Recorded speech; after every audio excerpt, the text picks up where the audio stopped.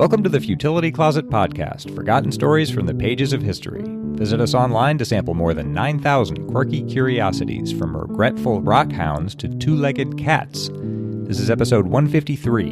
I'm Greg Ross. And I'm Sharon Ross. Between 1838 and 1841, an enterprising London teenager repeatedly broke into Buckingham Palace, sitting on the throne, eating from the kitchen, and generally causing headaches for Queen Victoria's attendants, who couldn't seem to keep him out. In today's show, we'll describe the exploits of Edward Jones, who some have called the first celebrity stalker.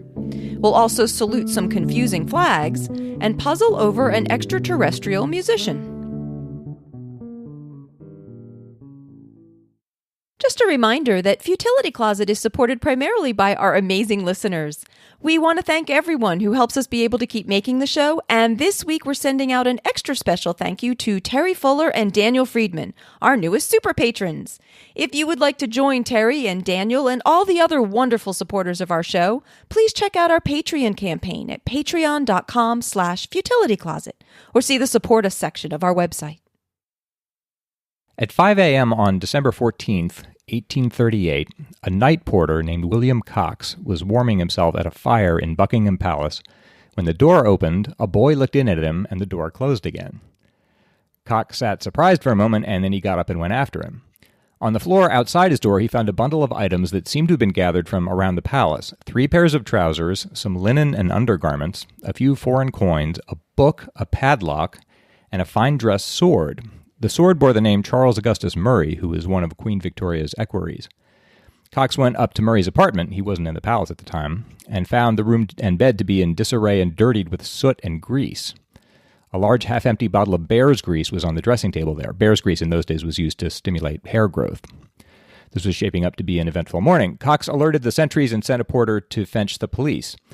Then he organized a search of the palace. They found marks of soot here and there in the bedrooms and passages and in the marble hall. A portrait of the Queen was found on the floor of the hall, broken and dirtied with soot, and under it were 2 letters that must have been taken from the Queen's private apartments.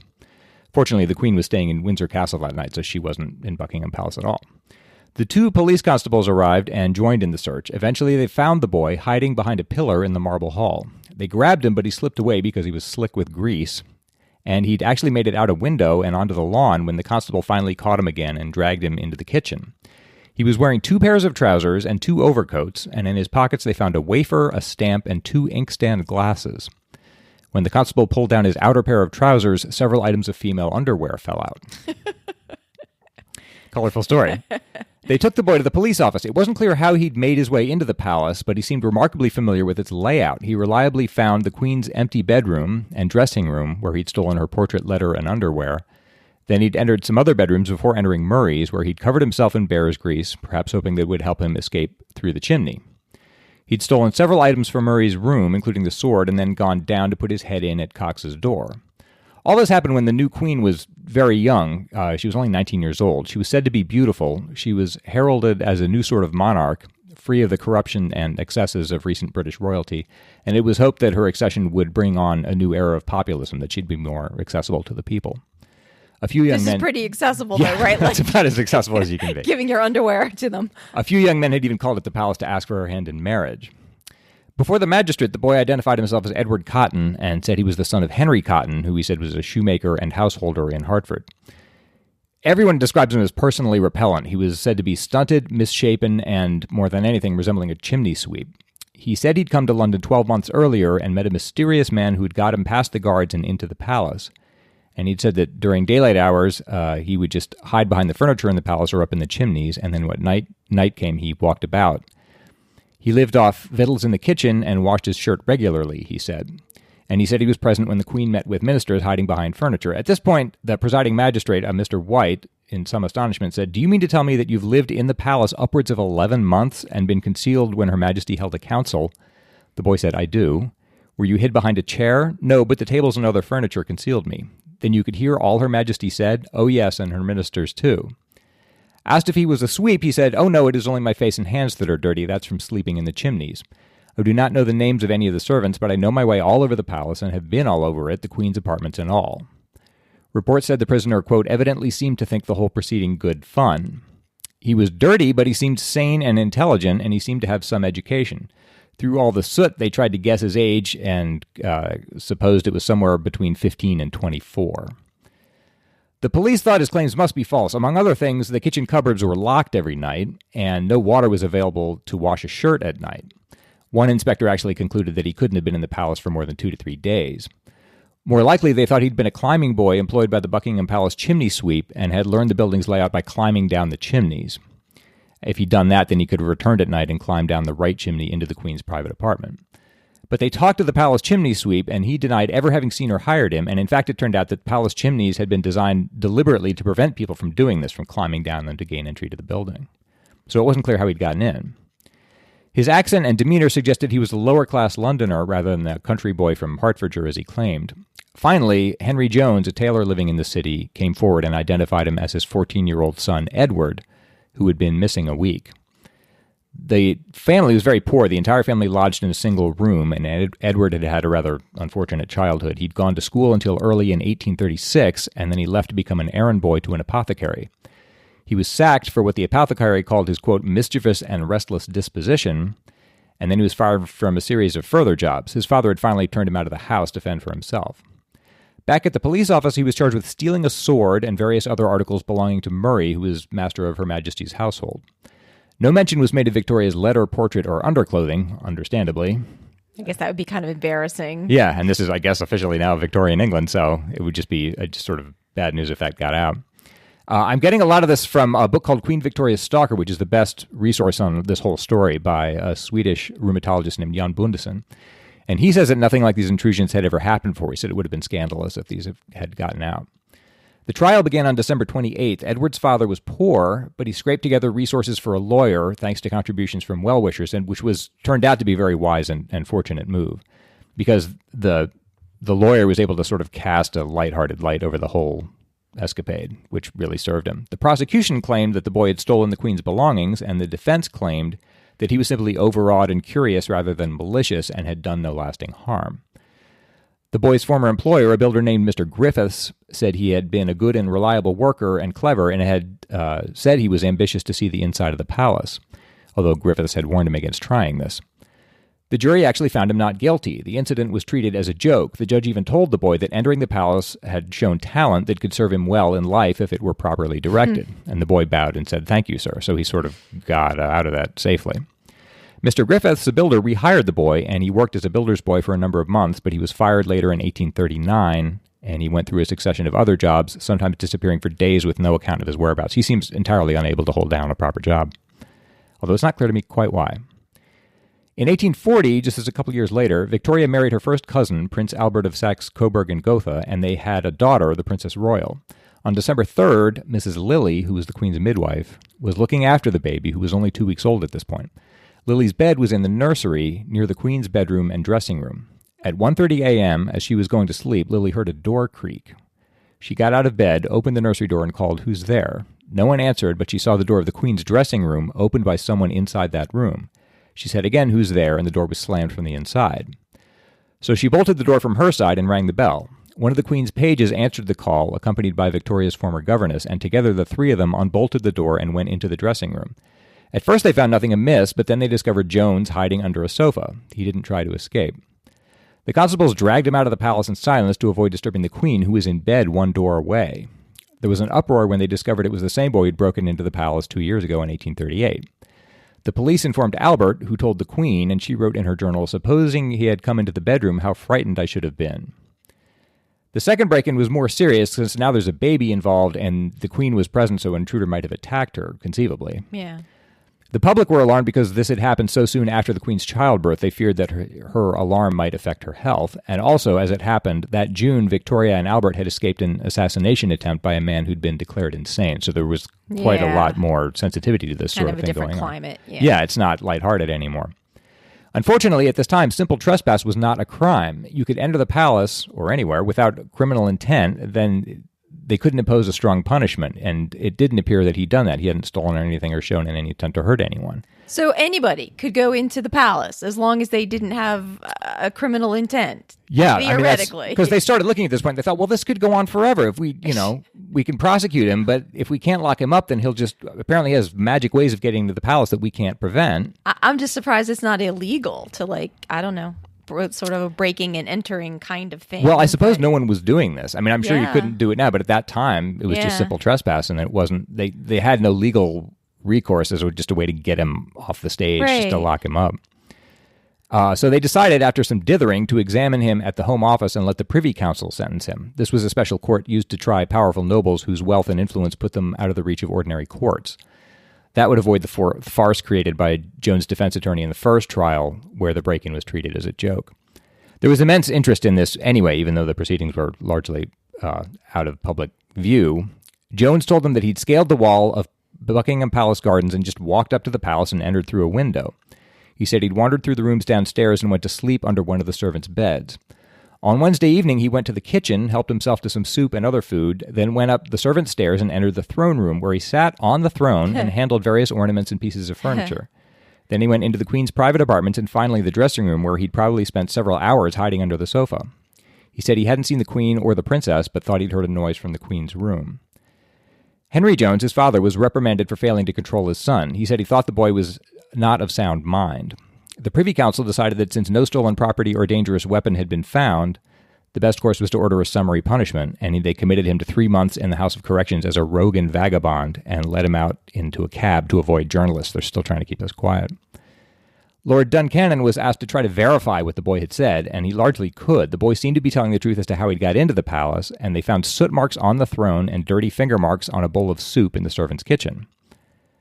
The authorities tried to claim that none of this was anything important, but the press wasn't buying it. Journalists interviewed the boy's father, and they found that even in the House of Corrections, the boy himself was talking freely. He said he'd sat on the throne. He'd now said he'd seen the Queen. He said he'd heard the Princess Royal's squall. He said he'd gone with the express intention of writing a book describing the arrangement of the chambers, the doings of palace inhabitants, and in particular the Queen's dressing room. He got out on March 2nd, 1841, and was handed over to his father, who was scolded severely. The magistrate urged Henry to send his son to sea, but the son didn't want to go, and his mother didn't want to send him. Everyone describes the boy as surly, insolent, and uncommunicative. He looked for work, but at this point no one wanted to have him. On March 15th, just 2 weeks after he got out, he spent all day at home, and at 8 p.m. he told his father he wanted to attend a temperance meeting nearby, and then he didn't return home. You can guess where he was. The following day, a police sergeant named Glover was patrolling the picture gallery in the palace when he heard a noise coming from one of the adjacent lobbies. He saw a pair of dirty shoes on the floor and a figure crouching in a recess nearby. He shone his lantern on the intruder and recognized him. He said, "What, Jones, is that you?" Jones said, "Yes, it's me." This is at least three times now. He could also have gotten in the past that we don't even know about. Since the December break-in, 14 constables from A Division had been added to the palace guard, yet still the boy had got in. There was much speculation about how he'd accomplished this and about how many times he'd managed to do it undiscovered. He kept saying he'd just gone in through an unsecured ground floor window, and possibly that's really all he had done. They led him to the Gardener's Lane station house, where he was charged with being found concealed in Buckingham Palace for unlawful purpose. They questioned him again in the morning, and he denied going into the palace for any felonious purpose. He said he wanted to record the conversation of the Queen, the Prince, and their courtiers so that he could write a book. He'd handled a coronet with many precious jewels, he'd sat on the throne again, and he'd visited a library and read some of the books. And in fact, when the police challenged this, he named the books and identified their locations on the shelves. And he described some of the servants and what he'd overheard them saying. None of this is really malicious, though. You just go in and read a book. You're not... It's a tricky problem. At 1 p.m., the police took him to the Home Office, where he was put through a grueling examination before the Privy Council. This is just what happened last time. Right. Jones affected indifference and said nothing. He was committed again to the House of Corrections as a rogue and vagabond for a period of 3 months. This is just what happened last time, but now at hard labor, and there was a public furor.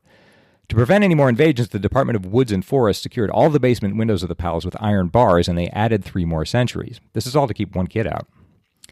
When Edward got out of prison, he was thin from labor and inadequate food. People mocked and jeered at him, and he couldn't find work. The authorities were worried he would just strike yet again, but simple trespass again was not a criminal offense. Finally, it appears that the Home Office resorted to what today we'd call an extrajudicial remedy. They just had to do something. It looks like what they did is they paid Jones's landlord, a man named William James, and a man named Christopher Evans, to smuggle the boy out of the country. They approached Edward's father, offering to find paid employment for the boy, and then just took him away with them, away from the father. And after many misadventures, which I won't go through, they found a ship in Liverpool that would take him to Brazil.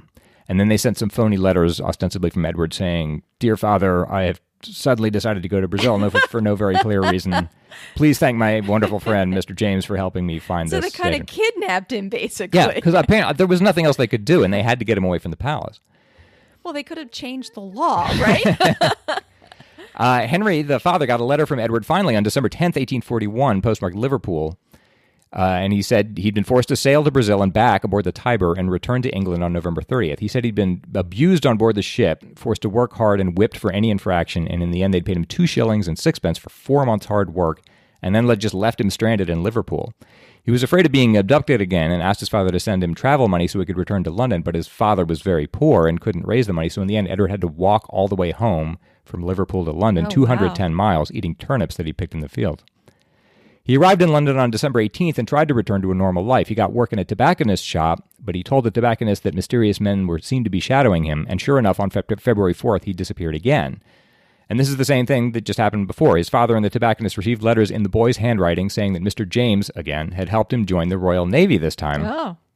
There were many misspellings in the letter, which suggested that it had been dictated for him to write. And interestingly, he signed the letter Edwin rather than Edward, perhaps as a clever way to show that he was writing it under duress. Yeah. His parents appealed to the Home Office, but they refused to help.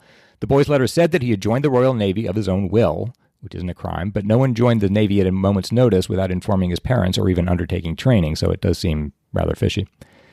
Probably James had abducted Edward in London and took him to Portsmouth. In fact, the ship had sailed the very next morning, which suggests that this whole thing had been prearranged. When the ship returned to Portsmouth in October 1842, much the same thing happened there as well. Edward gave his minders the slip and walked all the way home from Portsmouth to London, since he was afraid now to take a train or a coach. But police staked out at his father's house and grabbed him when he arrived there. When asked why he had fled to London, he said that the other sailors treated him poorly. Everyone knew he was the boy Jones, and they teased him about it. He seemed apathetic and depressed, but said he'd prefer the sea to prison. The government ordered him sent back to the ship, probably to avoid further speculation in the newspapers. They're just still trying to avoid publicity that might encourage other people. There are a couple reports of him going overboard in 1844, first in Algiers and then off Athens. Possibly these were escape attempts. It's hard to tell. Generally, he behaved well, though, showing good seamanship skills for someone with so little experience. In December 1845, he was promoted to ordinary seaman. In October 1847, when he'd been away 5.5 years, his father finally, a very patient man, finally asked that he be allowed to return home. The British government agreed, fearing privately that he might die by accident or disease if they kept him away at sea forever, and that if this happened, the father would speak out publicly, as basically the boy had been forced to serve in the Royal Navy without being tried or convicted. Edward, who was now 23, returned to London and moved in with his parents and siblings. He's been a checkered history after that, transported to Western Australia in January 1853 after some burglaries, and then finally moved to Australia permanently in 1857 to live with his younger brother, who was a respectable civil servant in Melbourne. For some time, he served as the town crier of Perth. He finally died on Boxing Day 1893 in Bairnsdale, Australia, after drunkenly falling off a bridge and striking his head on a rock. And he's buried in the Bairnsdale Cemetery in an unmarked grave. Bondeson, who really wrote the best book on this, calls him one of the earliest celebrity stalkers in recorded history. He says the boy was never classed as mad, just odd. His behavior is strange. It's hard from this historical perspective to really understand what was motivating him. He reminds me, though, of a 19th century version of a hacker. Yeah. Right? Just somebody who wants to see if he can get in somewhere he's not supposed to be, if he can get past the security or do the things he's not supposed to be able to do. I think that's the sort of thing, because he didn't seem to be after fame. He wasn't trying to steal or hurt anyone. Yeah. He doesn't even seem quite to want to meet the Queen. If you look at just his actions, right. I mean, the first time he did this, she wasn't even in the building. He just wanted to see if he could do it, it seemed to me. Yeah. So Bondeson, and I agree with him, sees the story as dark rather than amusing. Yeah. This was all done sort of hush off the record, and they just couldn't think what else to do with him. But their solution was to hold him captive in breach of habeas corpus for a long time, which is not legal. So Bondeson writes, for him it certainly wasn't a joke. He carried his notoriety with him. It might seem like a funny story, but it wasn't funny for him.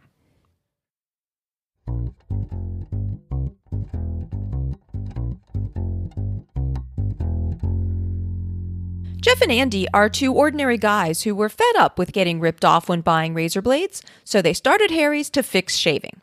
They bought their own blade factory to ensure quality, and now, by taking less profit and selling directly to you over the internet, Harry's offers their blades at half the price. So that's just $2 a blade compared to the $4 or more you'll pay at the drugstore. I've tried Harry's blades myself, and I'll vouch for them. They really do give a close, comfortable shave. And you don't have to go to the store to buy them. They deliver right to your door. Harry's is so confident you'll love their blades, they're giving you their trial set for free. Just cover $3 shipping. Your free trial set includes a weighted ergonomic razor handle, 5 precision-engineered blades with a lubricating strip and trimmer blade, rich lathering shave gel, and a travel blade cover. That's a $13 value for you to try. Stop messing around and get started shaving with Harry's today by claiming your free trial offer, a $13 value for free. You just cover shipping. To get your free trial set, including a razor handle, a 5-blade cartridge, and shave gel, go to harrys.com/closet right now. That's harrys.com/closet.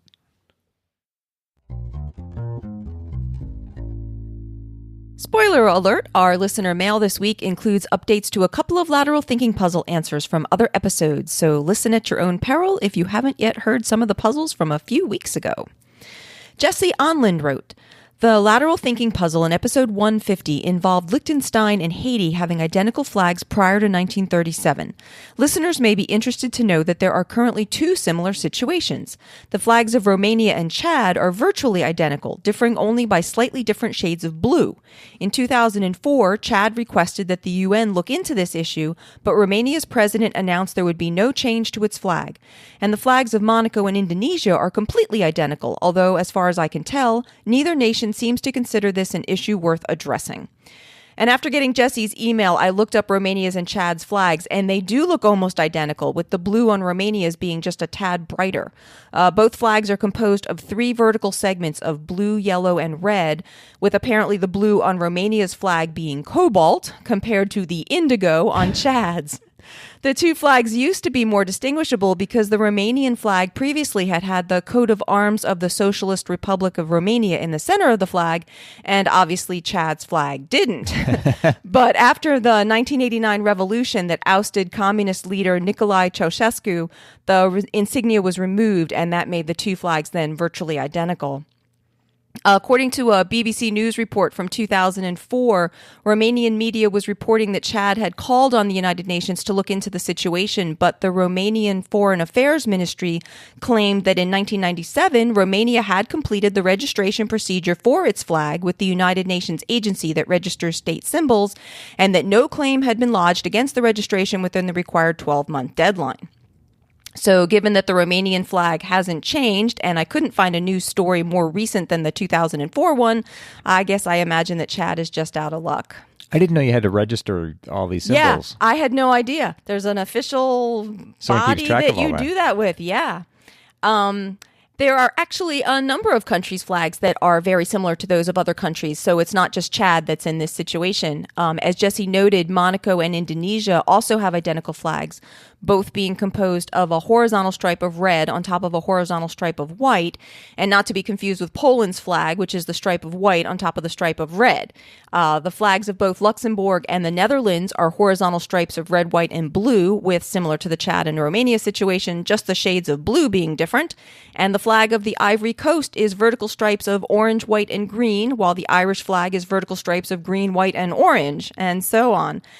So the moral of the story seems to be don't expect countries to all have completely unique flags, which I used to do. Yeah.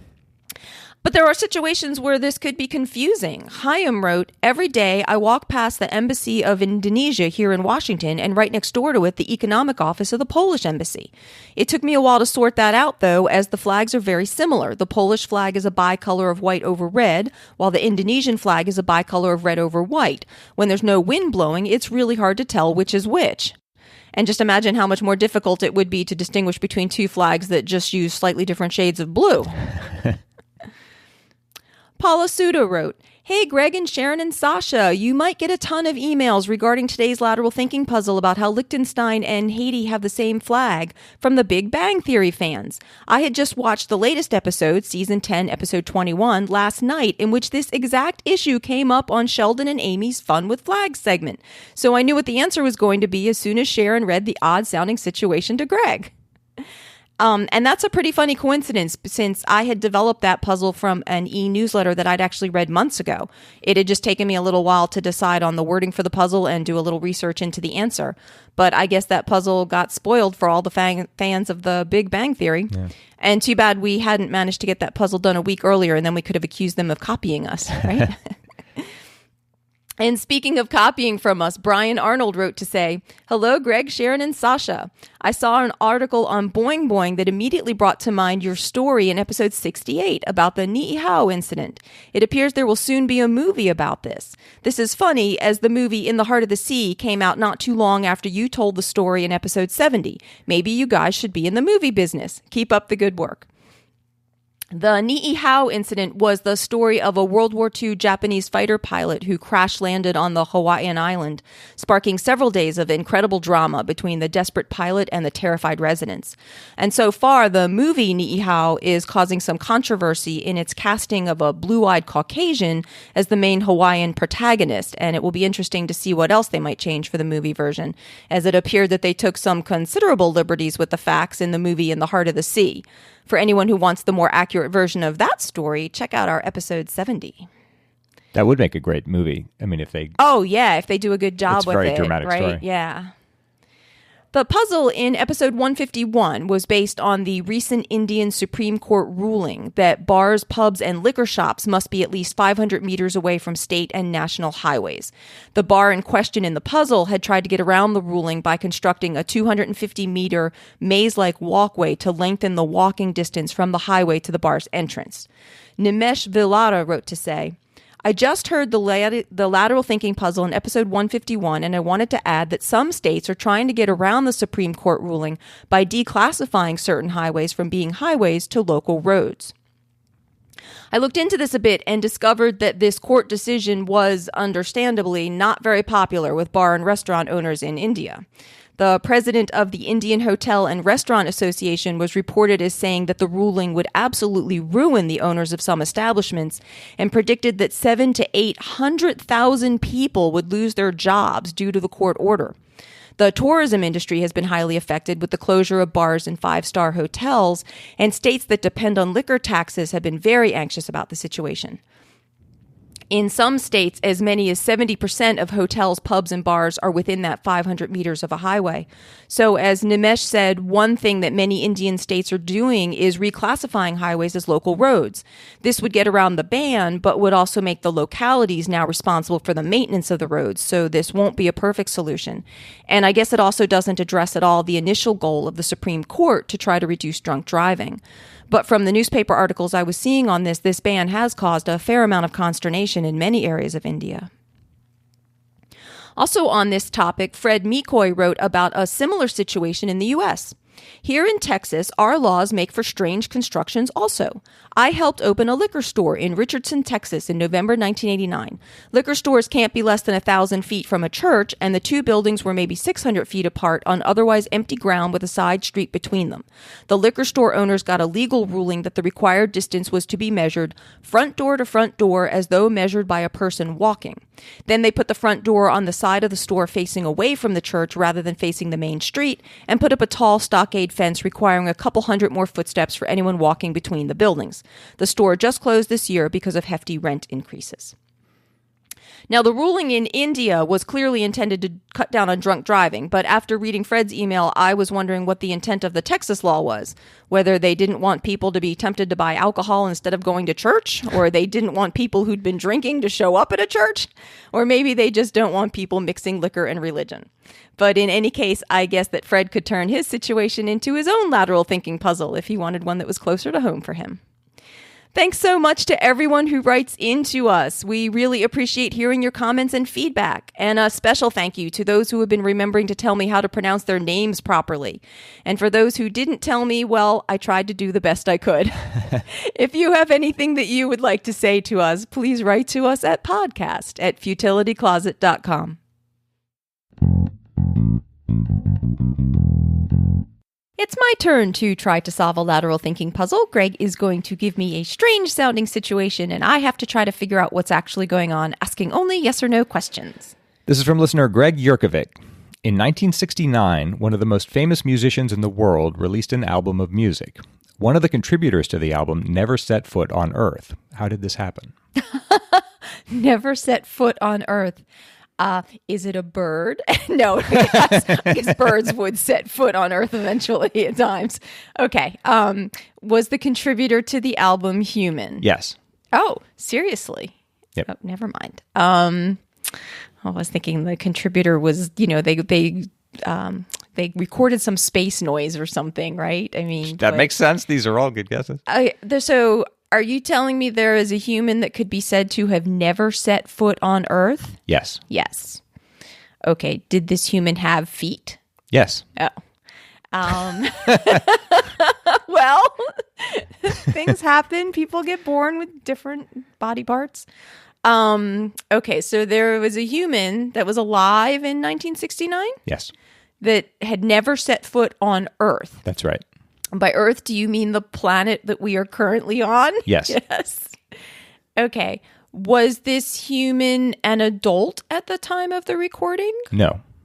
Ah. Oh, so they got recordings intrautero. I mean, the baby was still in the womb and they somehow recorded it? Amazing. It was like a minute and 30 seconds. I thought it might take quite a bit longer than that. Yeah, basically that's it. In 1969, John Lennon and Yoko Ono released their second experimental music album called Unfinished Music No. 2, Life with the Lions.